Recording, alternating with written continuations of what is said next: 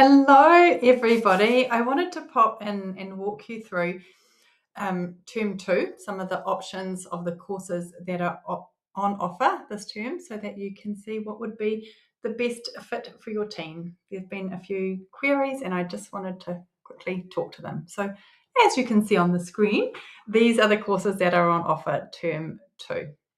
So I'll go through them one by one. So starting with Master Your Mind, this course is for students who are really curious about how their brain works and who want to start to use their brain on purpose. So the goal of this term's course is to build strong habits towards supporting their goals. So last term we did Master Your Mind Strategies of Success, and this term is a different focus. We are focusing on habits. So we start by understanding thoughts, attention, and behavior, and then layer practical strategies in like micro habits and habit stacking.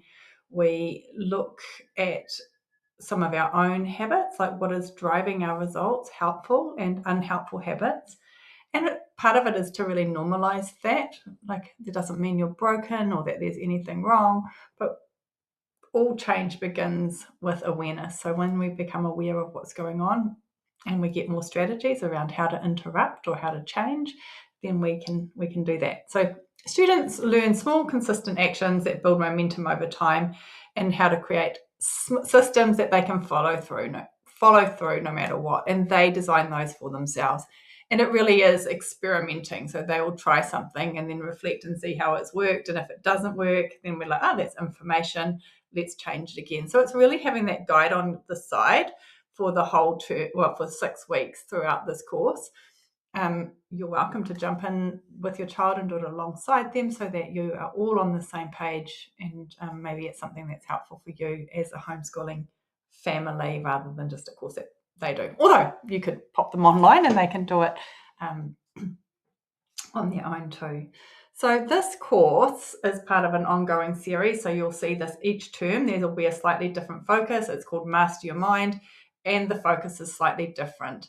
So it doesn't matter if you missed term 1, you can start with habits, and then term 3 will have a different topic. So that's an overview of that. So some families have this as a consistent theme throughout their whole year. So each term they just book into this Master Your Mind series. So that's that one. All of the classes start at the end of May, and I think they're $150, and they are live in small groups, and then they're recorded, and you can watch the replays whenever you need to. So the next class is the Introduction to Psychology. So with this course here, this was the first, if ever I'm teaching psychology, we always begin with the 3 core questions, just so that we're wanting to show that social sciences or psychology is not black and white, that there are areas of grey. And so we start with the 3 dilemmas that underpin psychology, which are those 3 big questions, like what shapes us, nature or nurture? Can people change? And then looking if some parts remain the same over time, and then what changes and why is that important for psychologists? So we're starting to really delve into those quality questions, which for me is a really big part of quality thinking, being mindful about the questions we ask. And we're also looking then at the last one of those questions is, how unique are we? So that's the question, or the dilemma, around individuality and universality. So how much of this behavior is unique to me as a person, and how much of it is a universal or shared within my cultural group, or because I'm born in this time and place, and just because I'm a human being, right? So perceiving light, for example, given that if they've got all the cones and rods in their eyes, we can all perceive light and colour. Would be a universal thing, with all things being equal, which is obviously not always the case. So the next question, so from there, if you've done that course, and you don't have to start with that one, that is my recommendation. If you're interested in psychology, you would begin with 3 big questions. because it starts to sort of loosen up some of that thinking, and it gets them to start thinking like a psychologist. The next one that I have taught in this order, this would be the order that I would do them in if it fitted my schedule, but you could also do the experiment one next, is once you've explored the three big questions and we've gained an understanding that there isn't just like, it's not black and white, there's multiple ways. In this course here, we're starting to see that there's not just one branch of psychology, there's not just one type of psychology. In this course, where the students explore 5 different approaches to psych. So we look at, it's just like 1 hour of behaviorism, 1 hour of cognitive psychology, developmental psychology, social psych, and then we also look at the humanistic perspectives. And what they're learning here is that one person can be, or behaviour, one set or sets of behaviour can be explained very differently depending on the lens that we use. And so this is starting to help build flexible learning, a deeper understanding of psychology as a whole. And then from there, my sort of thinking is that once we understand that there's these different perspectives or these different ways of understanding psychology, that would follow on that there's different ways of researching or finding out about psych. So if your child or teen was interested in doing the Cambridge exams, for example, one of the key components there right at the beginning of the textbook is research methods. But it's so dull. Oh my gosh, I opened the textbook. I was like, good Lord, there's easier ways to teach this and make it come alive. So that's where this is born from. But we look at some fundamental experiments in psychology. These are the experiments that all students should know or will know as they study psychology. So we're looking at some of the original experiments that resulted in ethics being developed for the social sciences. So those are very fundamental experiments. I want to say I don't like any experiments that harm animals. So I had a student ask about this, so I'm going to talk to this specifically. But we will use Pavlov's experiments and Thorndike's as well. So Pavlov used dogs. He use them to look at salivate, like make them salivate. I don't know if you know this research, but he basically got a bell and he showed them some food and he paired the bell and the food together, and he trained them to salivate just by the sound of a bell. So I don't know. I just don't always think it's that kind to have dogs in labs. I think, yeah, and so for me, I'm like, I guess it's not harm, but it's also not kind, is it? But that one is in there. And then Thorndike, he used cats in boxes, mazes. He used them in mazes, so there was like no electric shocks or mean things happening to those cats. I mean, cats quite often love exploring spaces, but again, they're in a lab environment, which isn't their natural habitat. So just so you know that if you've got a very sensitive child, like my daughter wouldn't love that, for example. So just let you know that those are the 2 experiments involving animals that are there. Certainly none about rats. I know there was someone asking about, are there any rats involved? No. So that's that one. They're the experiments. We're looking at, introducing research methods, ethics, and encouraging also, like, for us to put ourselves in the participants' shoes, like how do we think we might have responded in those instances? Obviously, regarding the experiments involving human beings, not dogs and cats. All right, and so those are the psych ones that we've got on offer this term for term 2. And then there's another one here. So this one's sort of aimed, I don't know, I'll tell you where these ones came from. So this is like developmental psychology. So we start off at birth, well, where the person was born. This is part of the Her Stories series. Start off with the woman was born, and we follow her all the way along the lifespan to her legacy era. So this is taking some of the developmental psychology theory, but I'm not telling them that's what we're doing. It's just kind of scaffolding this, or like planting seeds, basically.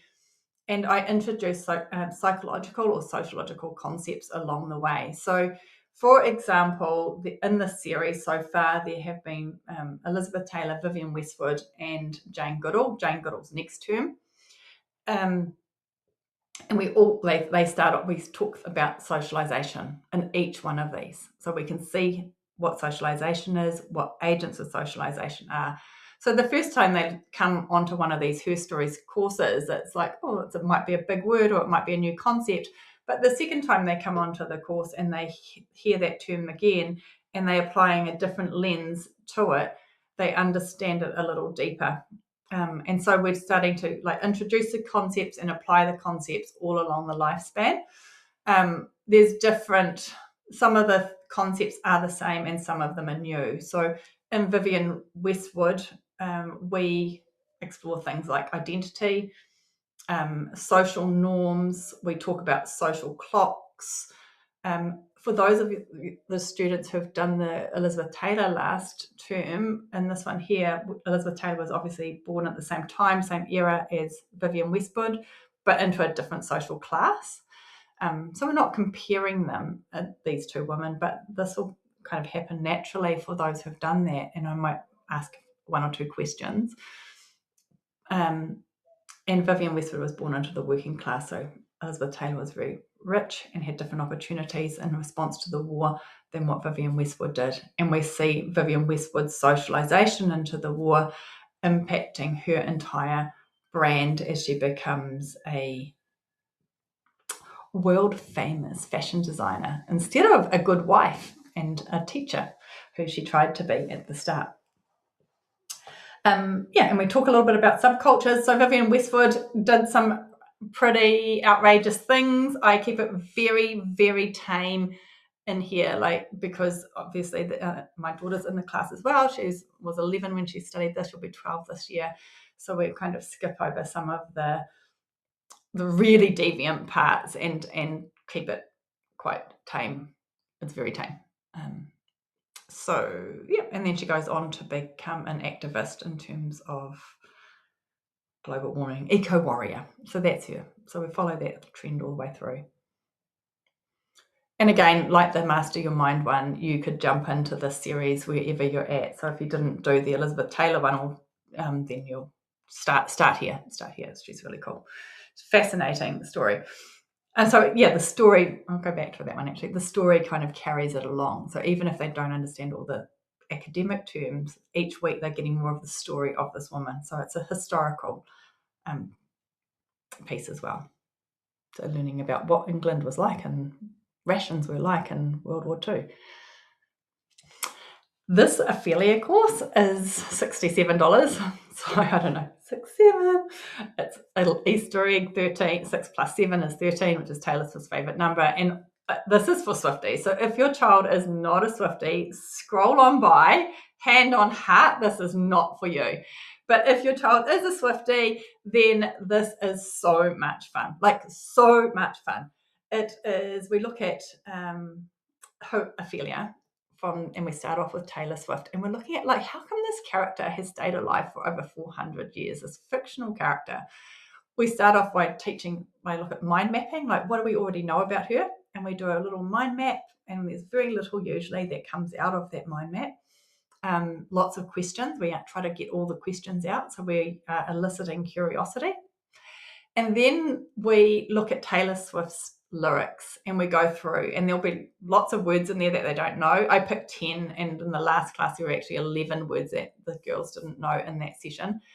And then we look at what the words mean, and we look at strategies for learning new words, and also talk about just our tendency to skip over words when we're reading. So there's that little question in there around kind of about academic reading, but without it being a reading session. And we look for Easter eggs in the video of Taylor Swift. And then we go to Shakespeare and we look at who Ophelia was in Shakespeare. We look for Easter eggs in the codes that Shakespeare hid as well, because obviously Shakespeare was the master of double meanings and layerings in his work. So that was quite surprising to some of the girls who kind of thought that he's old to culture wasn't like that before, to see that going on. And then we look at some famous artwork, and again, looking at some of the hidden meanings within, or the symbolism within the art. So, and it's the art that is in the Taylor Swift video. So it all kind of links together. It's really, really fun. And it's 3 weeks. It's short and sweet. So that's a goodie if you've got a Swiftie in your family who wants to play. And then the other one course that I've got, so none of the courses have any assessment. It's all like just honestly eliciting curiosity. I do have a self-directed academic skills course. So that's, you jump on that course, it's $99, you go at your own pace. There's 3 pieces of assessment. One's a definition, the second one's a paragraph, and the third one's a short essay, like very short essay, but with an introduction, a couple of paragraphs, and a conclusion. I have got some concepts that I've chosen from some of these courses, but in that first session, we can work out whatever concept or definition essay that they want to write about too. So if they were interested in business rather than psychology, they could write their essay on a definition on being on entrepreneurship, and then their paragraph about I don't know what entrepreneurship means to them and their business or their business idea. And then in their essay, they would unpack that and develop that further. I can help them setting with their topic so they don't get stuck there. But you get 3 30-minute sessions with me and it's only $99. And the reason I've separated these out is because I really want the courses to be about curiosity and about learning. In saying that, I do know that writing and reading and staying with the content a lot more does help the ideas stick, and sometimes it's helpful just to have that structure around and let somebody else hold that structure for you rather than you being the one to do it all. So that's there. This one here is probably not going to be here longer term, but it is here for now. So yeah, it's there this term and term 3 probably too. So anyway, that's a little overview of the courses. If you have any questions, please reach out and ask. We don't start the courses until the end of May. I am away, but from the 2nd of May, Sarah and I are going on a world schooling holiday with a group of people who world school their children, which will be super interesting. And we have been saving up and looking forward to this for a very long time. So I'll still be able to respond to your emails and your text messages, or your Facebook messages. So please reach out if you have any questions. Let's work together and get your teens into the course that's right for them this term. And I'll see you soon. Thanks for being part of it. It's so great. It's so much fun. I'll see you soon. Bye.